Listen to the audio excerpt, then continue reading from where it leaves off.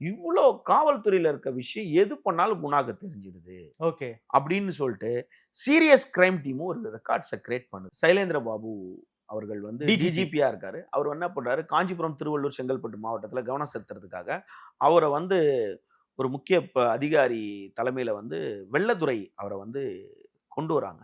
Encounter Kanchipuram. Specialist. ஆமா. அவரு encounter specialist அவர கொண்டு வராங்க. வந்த உடனே அவரு வந்து இவங்கள பத்தி டீட்டெயில்ஸ்லாம் எடுக்குறாரு. அப்ப அவரு வந்த உடனே கொஞ்சம் பயத்துல இவரும் இருக்கிறாரு. குணாவும் கொஞ்சம் கொஞ்சம் அமைதியா இருக்கிறாரு. ஏதோ நம்மள என்கவுண்டர் பண்ணிட போறாங்களோன்னு ஒரு வந்த உடனே எப்பயுமே அப்படி அந்த வேகம் இருக்கும். அதுக்கப்புறம் வீரியம் குறைஞ்சிரும்ல. உடனடியா ஒரு லிஸ்ட் எடுத்து 39 காவல்துறையினர பணியிட மாற்றம் செய்றாங்க. ஓ! அந்த 39 பேரும் குணாவோட தொடர்புல இருக்கவங்க அப்படின்னு சொல்லிட்டு. குணா மீது பார்த்தீங்கன்னா, சோமங்கலம், படப்பையில காவல் நிலையம் கிடையாது. மணிமங்கலம், ஒரகுடம், ஆ அதுக்கப்புறம் இந்த பக்கம் இது நம்ம வெள்ளூர் காவல் நிலையம். இந்த பக்கம் ஊரப்பாக்கம், கூடுவாஞ்சேரி, சுங்குவாஞ்சத்திரம், ஸ்ரீபெரும்புதூர், திருவள்ளூர், அந்த மாரி இங்க பாலூர், இங்க மாரி பல காவல் நிலையங்கள்ல அவர் மீது வழக்கு இருக்கு. வழக்கு இருக்கு.